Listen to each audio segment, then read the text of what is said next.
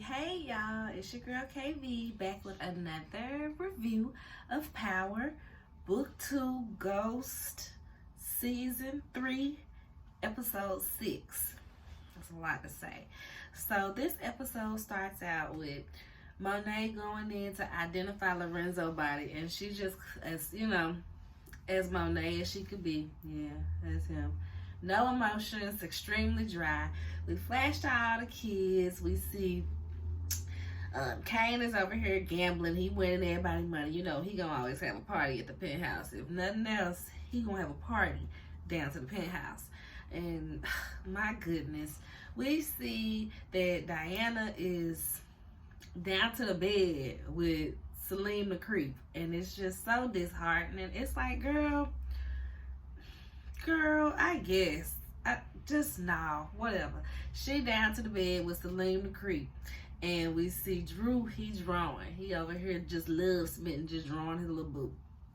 When they get the call, so that's when they all getting the call that Poppy, Lorenzo Tejada Sr., aka Poppy, is gone. R.I.P. in these streets. So then we flip to Effie and Reek. And Tariq is just stone cold. He just looking at her like, yeah, what's up? She's like, oh man, I see that, Lorenzo dead. Did you know this? He like, nah, I ain't know. She's like, you sure you ain't know? You look like you seen a ghost. Read the room, Effie. Read the room. So next we see Saxe and Davis. Saxe is telling Davis that, oh yeah, you see, that Lorenzo Tejada Sr. got murdered. He was like, what, for real? He looked at it. Damn, nice picture though. And was just like, all right, I'll talk to the family. But since we asking questions, what about Lauren's investigation? I hear there's an investigation on Lauren's murder. So they have this whole little back and forth about when the investigation opened, how it opened, why is Tariq on the line? You need to get us information, get to the bottom of it. So next we see Lauren. She waking up in her bed. She done went home. She thinking she finna see her parents. Nope, she don't. Jenny come to get her. She's like, girl, we had to send your parents away for their safety. These people will kill you and anybody associated with you, child. Like, come on, that's why I got these keys, to keep it up and make sure that the house is still looking like they live here, but you need to come on with me. No. Saxe said that, I don't have to stay with you. And so if you want me to come back with you, I need to talk to him first. I need to get the real, since he the only one telling me the truth. So next we see that Drew wants to kill the Russians. And it's like, you really started a war off an assumption that these people killed them. And so Monet is like, sit down somewhere, don't do nothing until you find out for sure. But Kane is just kind of looking at her like, for sure, right? Anyway, y'all going on about your business. Monet look at Kane and say, hey, take care of Poppy's insurance money. This is you proving yourself to me. Ain't this a Drew thing? Ain't this a anybody but Kane thing, really? But no, I want you to handle it. Okay, cool. Next we see, in this same scene, we see Kane starts to kind of like, well, you had some questions about Poppy the other day, and then he wound up dead. You think I'll kill my own husband? I don't know what you'll do. Good answer. I don't know what you'll do. So they have this little back and forth. Well, if you think that I would kill him, don't you think that you should be worried? Because you was keeping his secrets, right? So I'll be after you next by those standards, right? And they just kind of gone on about their business. Well, he stopped trying to put 2 and 2 together.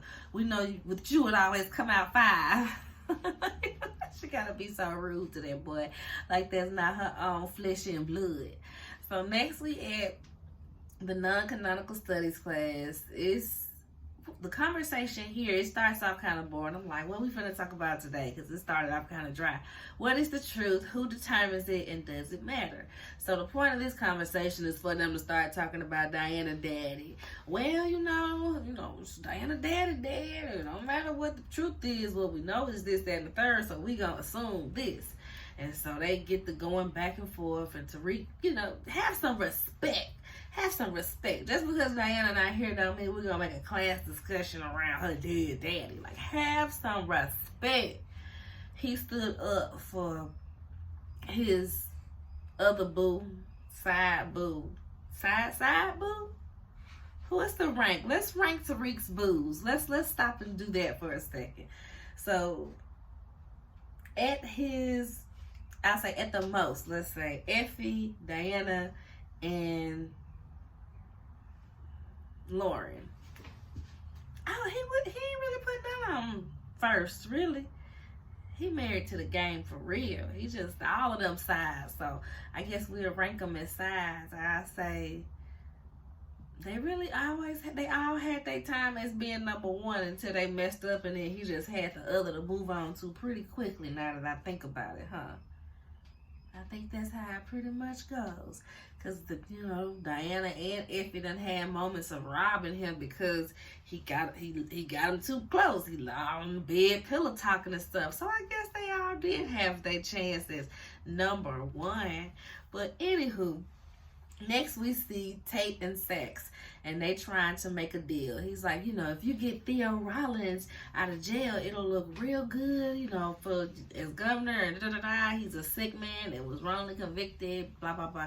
Okay, dude, but sure, what you gonna do for me? I can give you this watch. Boy, that watch is trash. It was a gift. Like, why would he think that he would want his gun? He was like, I am offended. I was offended for you, Tate. He's like, but anyway, you can dig up some information on whoever I'm gonna be running against and get Davis to release it. This his lane anyway. He like to play in the mud. Get him to release it once it's time. So that's our trade-off. Cool. We gonna shake on it. Next we see Saxe is still there, but Jenny comes and they're going back and forth about the Lauren investigation. He's mad because he's trying to figure out, like, A, why didn't you tell me? And B, when did you open up a whole new investigation? So then she was just kind of like being all tight-lipped, and he comes to the conclusion, like, so I'm the informant. You using me as the informant to get this information going? And this conversation was just so ignorant to me because it's like, y'all literally lay up, pillow talk, and trade information. You trying to do the same thing. Use information that she gives you to put into your cases. So why would you think that she not doing the same? And why would you be giving her the information that you would be giving her? You know what I mean? It was just, what did you think she was going to do, stupid? Anywho, we see Reek and Brayden. Brayden getting off the elevator, just minding his little business, going on his merry way. Reek, bop, bop, bop, bop, bop, just get to tearing him up and beat him up, and it's talking about the Lauren situation. I heard y'all killed Lauren. How y'all gonna do this to me? Y'all lied to me and did this behind my back and kept a secret. Yada, yada, yada, blah, blah, blah. We ain't cool no more is the essence of this fight. So next, but later on, we see he is told, Effie, I want to take you somewhere tomorrow. So now it's tomorrow. He takes Effie on a ride. And Effie, I guess because she really not about that life. She's like an orphan who just had to make it. But she just be so lackadaisical about any and everything in the streets. From the way when she was walking into the warehouse and she was down in her phone. I be having to tell my best friend, hey Sharita, I know you watching. I be having to tell my best friend, get out your phone. She be walking around like, pick your head up and look around. See what's going on around you. Somebody could be about to shoot a fight up. You need to stay aware. And I be saying that in my head about Effie, because when Kane came up and took her phone and, got the whole information because she wasn't thinking and basically told him, yeah, we did it. I killed her. It is what it is. That's what all this is about, girl. You don't be aware. So now he driving you off to this remote location and you not realizing, oh, this is the same route that I took to, disappear his old gal.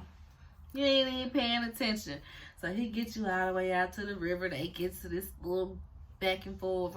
He telling her stories about how he had to murder his daddy, how he murdered all these people, and this how he was raised, and this, that, and the third. She don't take from that the murder. She takes from that the upbringing and how you raised. And she tells a story about how her stepdad used to touch on her and fell on her. That's how she became a foster, I guess.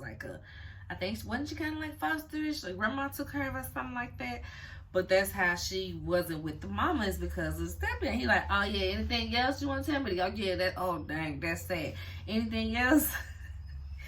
Get to the murder. My point of the story was I be murdering. So you be murdering too, and you need to confess about your murders. Is what Reek was trying to get to. But again, Effie just, she don't read the room. She don't read the room ever.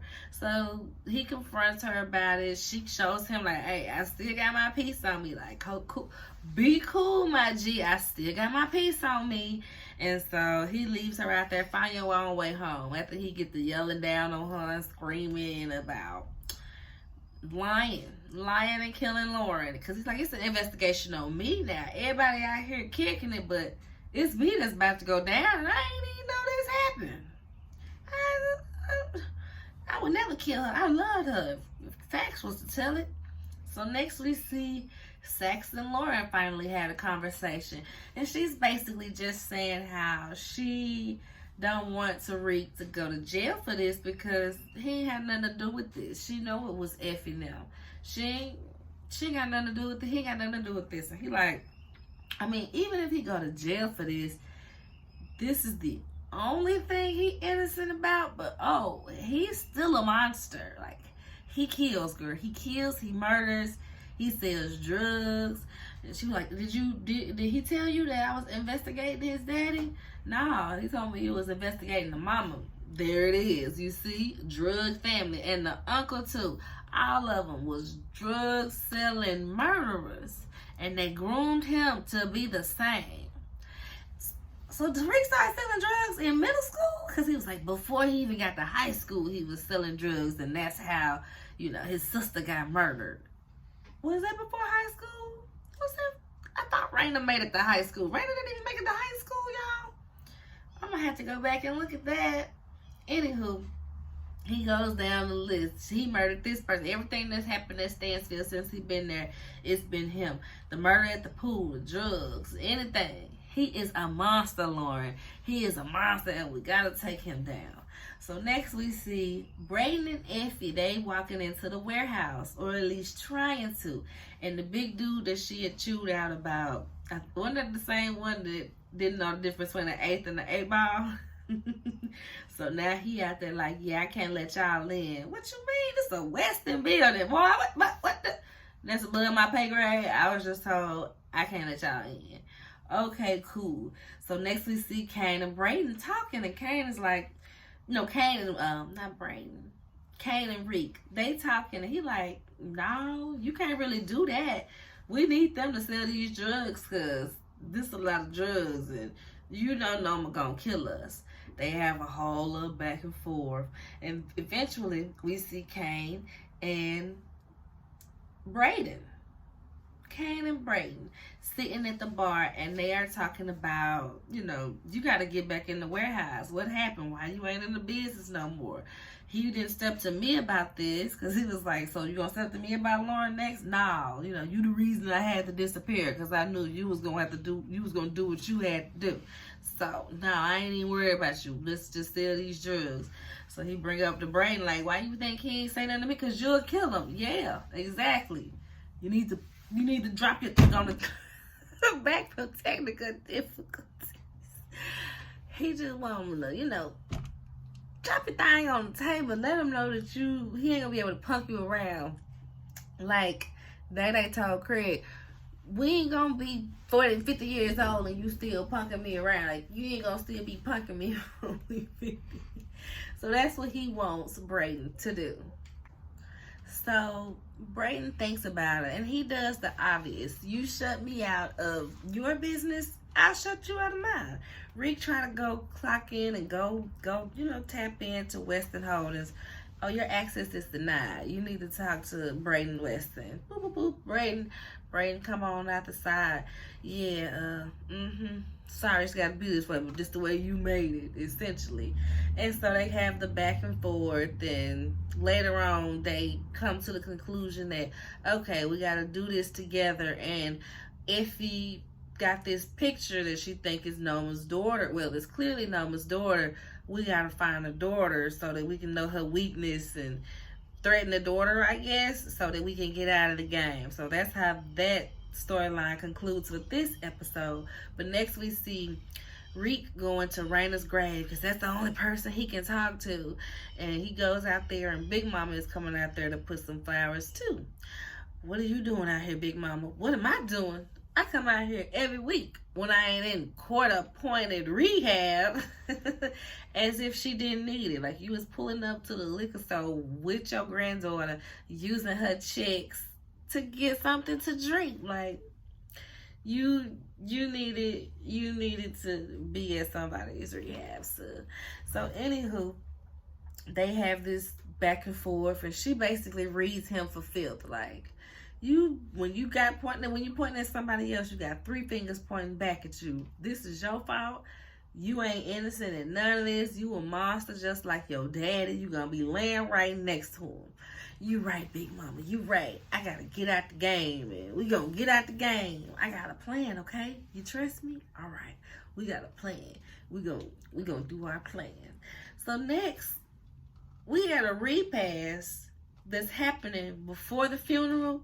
So I'm gonna just call it the pre-pass. So at the pre-pass, we see Mike from North Carolina from the Wood on there again. He talking slick again. Yeah, Monet, if you need anything, let me know, girl. Let me know.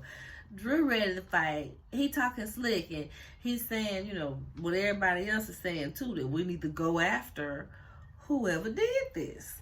She like, no. Calm down. I'm going to put you in charge. Wink, wink. I'm going to put you in charge. Don't tell nobody yet, but I'm going to put you in charge so you can handle these type of things. But that ain't what we need to do, right? So next we see upstairs at the pre-pass while this is going on. I don't even know why Diana would find it smart to bring Celine to her house at this pre-pass.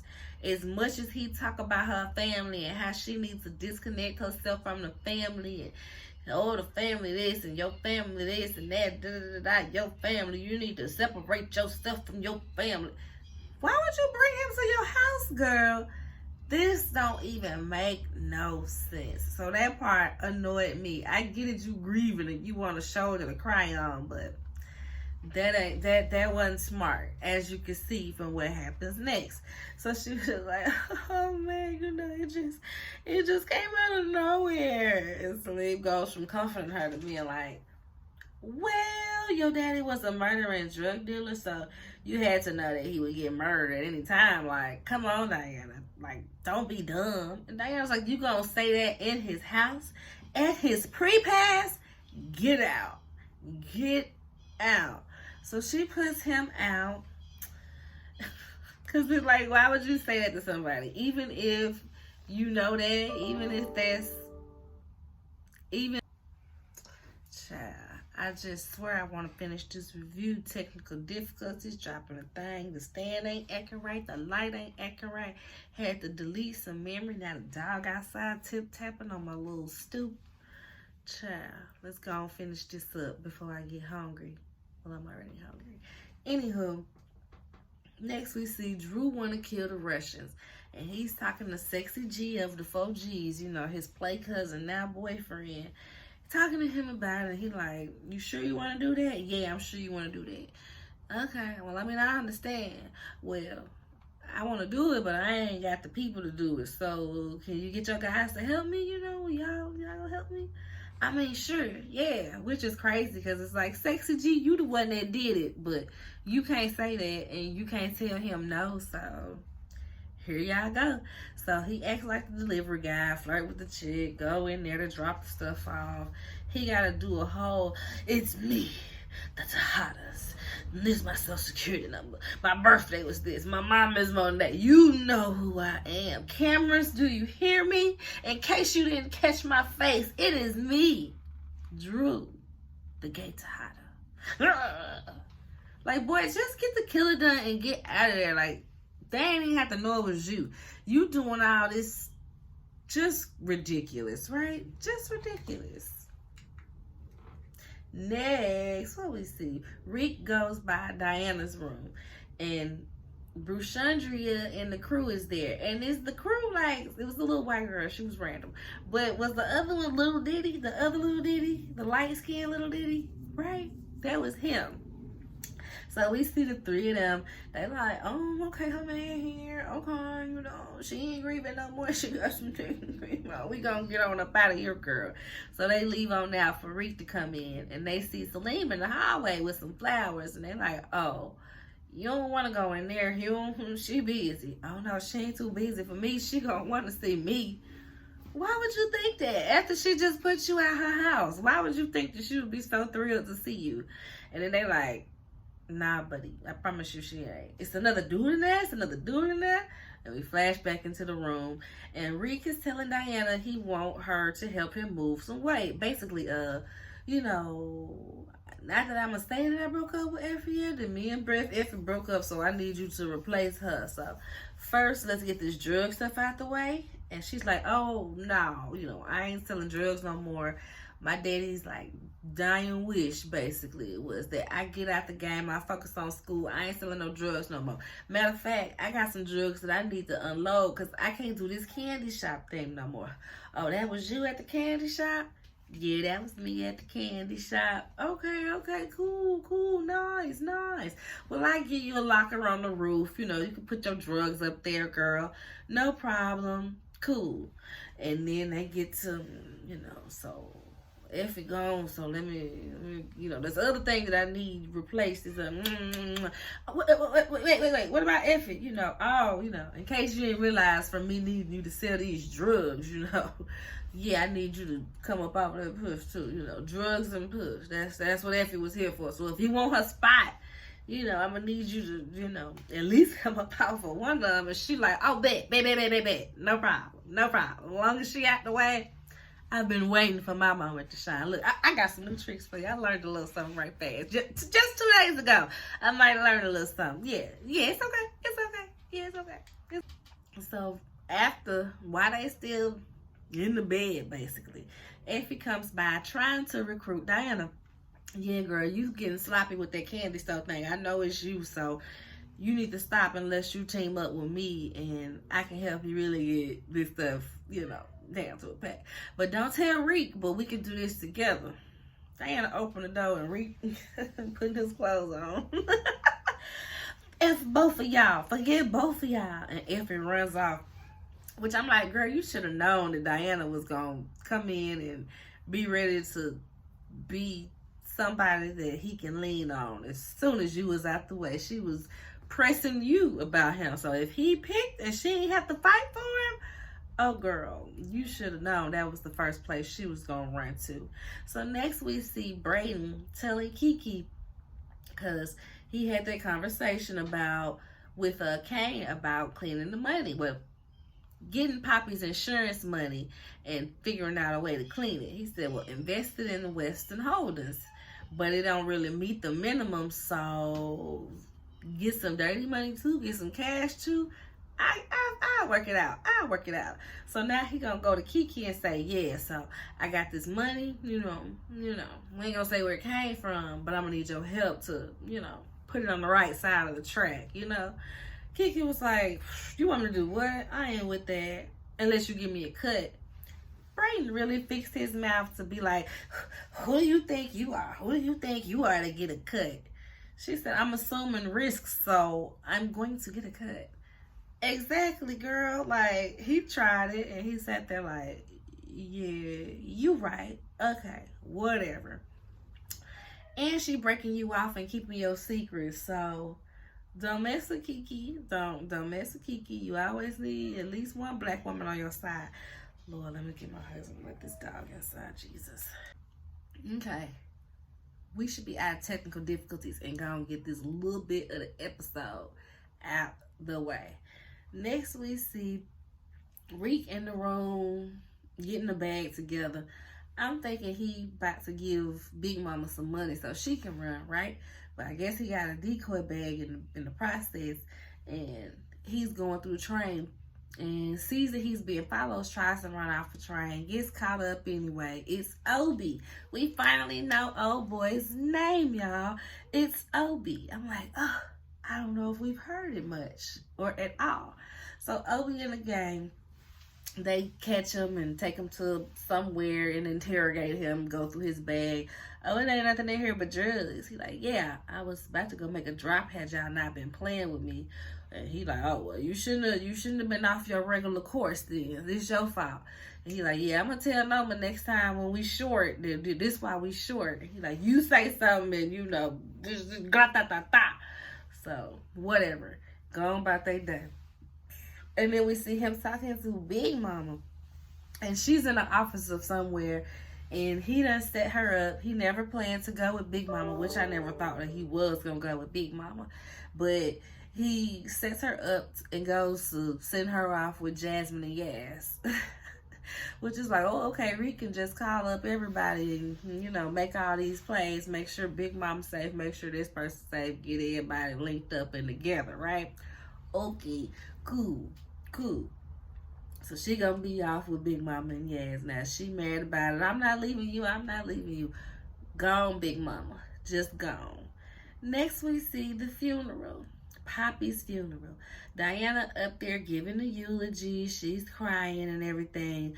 We see Jenny and Blanca Rodriguez sitting in the back. And they got a picture of Diana on the roof. Because after Tariq told her, yeah, I'll give you a code for the roof, she goes up there to put the drugs in. It's a camera, clear as day, y'all. A camera, clear as day, just up on the building, right where, if you had looked up from the place that you was putting the drugs, you would have seen the camera. You didn't even have to, like, fully scope the scene. So that was the part that really blew me, that she didn't look up at all to see that camera. And didn't nobody check the roof out in all this time. Especially you, Reek, knowing that Lauren done been with the feds all this time. Like, nobody's thinking. So they got the picture, but they like, no, not yet. We gotta wait to build some more evidence. We can't just play our big joker just yet. Okay, cool. So, Poppy got his chain on his chest. Kane, go get the chain. I ain't never gonna let you down again, Poppy. I'm sorry, I let Mama kill you. And then we see, what we see next? The Russians, they taking the casket outside. And the Russians come shoot the place up.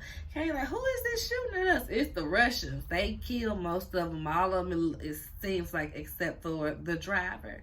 So then we hop over to the dorms. Effie in there mad about the breakup, mad about Reek and Diana getting together so quick, and she cut out the business. So she's sitting there about to crash the coffee business site, and Kane walks in. Perfect timing, right?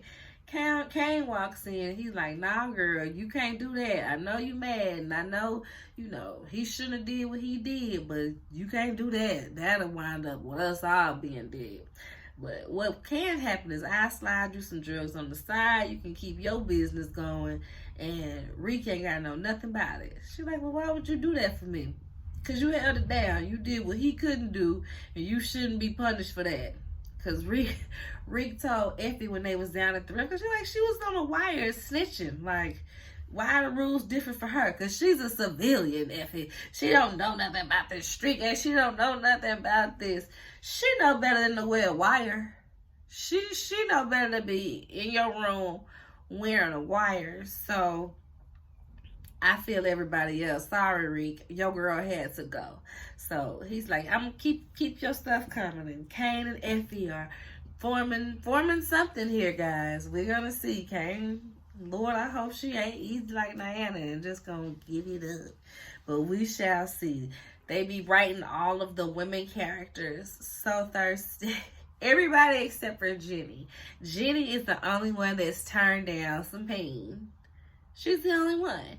Everybody else, when it's offered to them to a guy that they're mildly attracted to, bam, they are on it.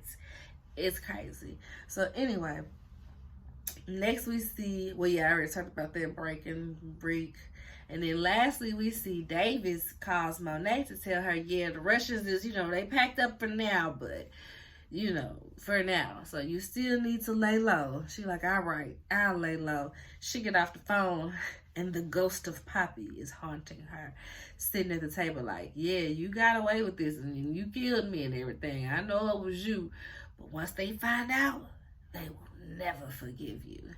And she just sitting there looking like Monet. She don't really look too much of a phase, I guess. It's Monet, y'all. She don't show no feelings, no emotions, or none of that. So there's that. Anyway, y'all, that is the end of that episode. Next episode, we gonna see that Effie saw that daggone camera on the roof, because it's right there. It's right there. So yeah, we're gonna see what happens. Next episode come out tomorrow, but you know me, I gotta find a baby free moment to watch it with my husband, so I don't be really watching it until Wednesdays. That's why y'all get the reviews when y'all do.